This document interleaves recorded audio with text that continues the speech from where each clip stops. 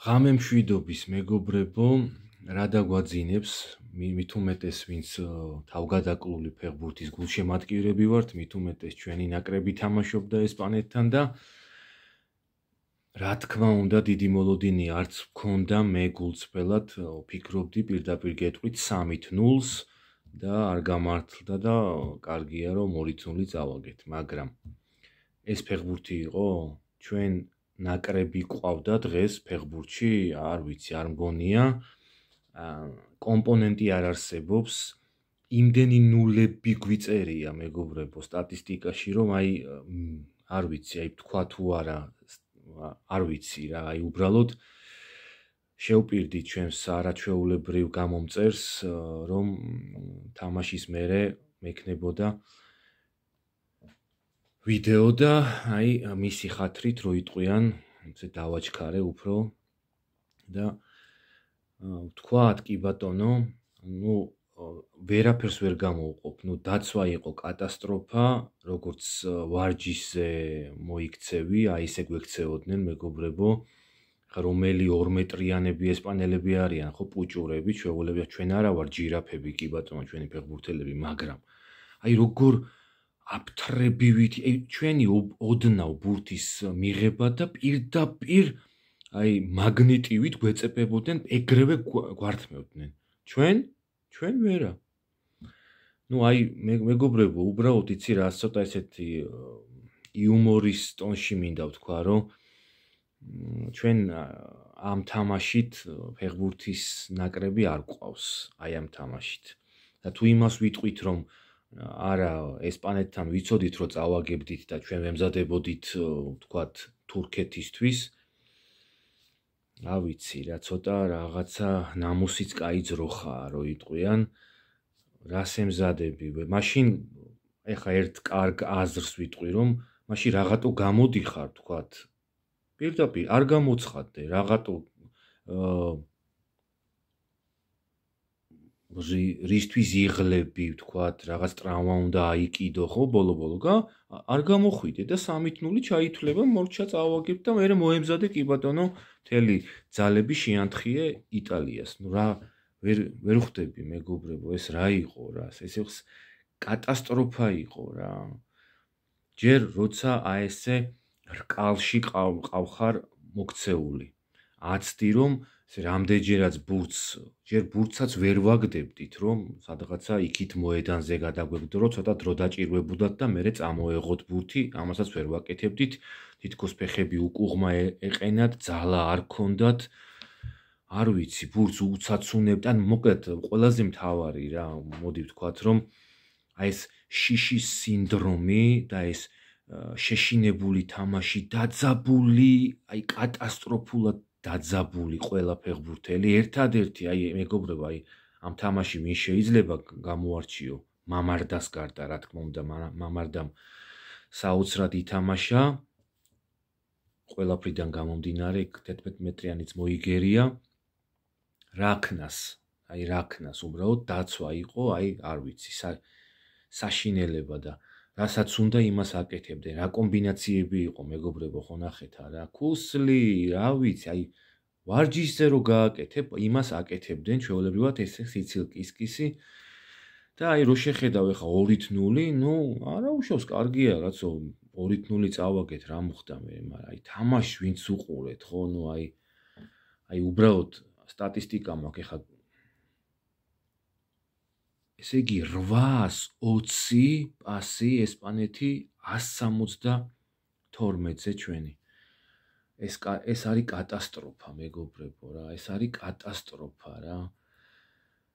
ესე იგი ბურთის ფლობა 93-17-ზე, კი ბატონო, კუთხურები 10-0-ზე, შანსები 10-0-ზე, სახიფათო მომენტები, თამაშგარე 2-1-ზე. ხო, ღმერთო ჩემო რა, აუტები 19-12-ზე და ჯარიმები 12-8-ზე. ახლა მეგობრებო, ამას მინდა გავუსვა ხაზი და ვაქცენტირდი ამაზე, რომ 12 8-ზე. არ ჯობდა რომ 38 აგვეღო, ჯარიმა და უფრო ხისტები ვყოფილიყავით და უფრო გლები ვყოფილიყავით და ამდენის უფლება არ მიგვეცა. ხო ჯობდა, რა თქმა უნდა. არა, ველოდებოდით ყოველ 20 წამში როგორ შემოგიტევდნენ, მერე შენც ახლა კარგად არ დაიცვა თავი რა, ესე გვაბრუებდნენ, ჩვეულებრივად ტარაბუა დაახვიეს. ხო და რა ვიცი, ცოტა ამოიწიე ცენტრისკენ ბოლო-ბოლო, ხო ხედავ რომ ეს სცენარი არ შეიცვლება, არც დაიღლება ესპანეთი და შემოგიტევს მთელი 90 წუთი. ეს სცენარი არ შეიცვლება და მაინც დგახარ საჯარიმოსთან. ვითომ რამე შეიცვლება ამით? ნუ კიდევ გადავრჩით მეგობრებო, რომ 2-0 დაფიქსირდა და არა ისევ 7-0. ნუ კარისკენ დარტყმა ერთი ბოლოს გოჩოლეიშვილმა იქ ჩვენი მოედნიდან დაარტყა და აი ეგ ჩაითვალა ალბათ დარტყმად, ხო, შეიძლება ჩავთვალოთ. არ ვიცი მეგობრებო, თურქეთთან ვის გაგვთ ამის იმედი, რომ თურქეთს ვაჯობებთ ჩვენ ამ ტურნირში და ჩვენ გავალთ მეორეზე და თურქეთი გავა ჩვენს მერე? არ ვიცი რა, აი მართლა ტანჯვა არის ჩვენი ნაკრების გულშემატკივრობა, არ უნდა ცოტა შიზოფრენიკი უნდა იყო, რომ ცოტა ესეთი იმედები გქონდეს, რავი, მე ისეთი რაღაცები მოვისმინე მეგობრებო, რომ ესპანეთს ვუგებთო, კაცო, ვუგებთო და ეხლა მით უმეტეს როცა იამალი, ნიკო, როდრიგო, აი ეს სამკუთხედი რო არ ეყოლება ესპანეთს და მაინც ესეთ დღეში ჩაგაგდებს. ეხლა წარმოიდგინე მეგობრებო და ოლმო კიდე არ იყო და აი რა დღეში ჩააგდეს და ისინი რო ყოფილიყვნენ, ნუ არ ვიცი რა მოხდებოდა რა. მართლა არ წარმოდგენაც არ მინდა რა.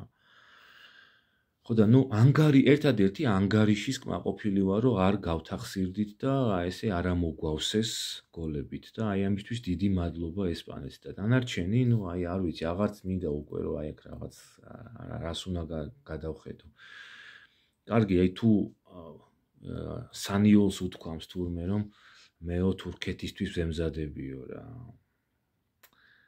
აი მეცინება ჩვეულებრივად, ესე იგი თურქეთს ჩავალთ და ეხა თურქეთში მოუგებთ ამ თურქეთს, ხო ეხა დღეს რასაც ქვია ტყავი გააძრო ბულგარეთს პირველ ტაიმში თითქოს ისეთი თამაში იყო რომ 1-1 და 6-1 მოუგო საბოლოო ჯამში და აი რა ვიცი რა. ეხა მინდა ვნახოთ დღეს რა თამაშები იყო მეგობრებო და ხვალ ასევე რა თამაშები იქნება, ნახოთ.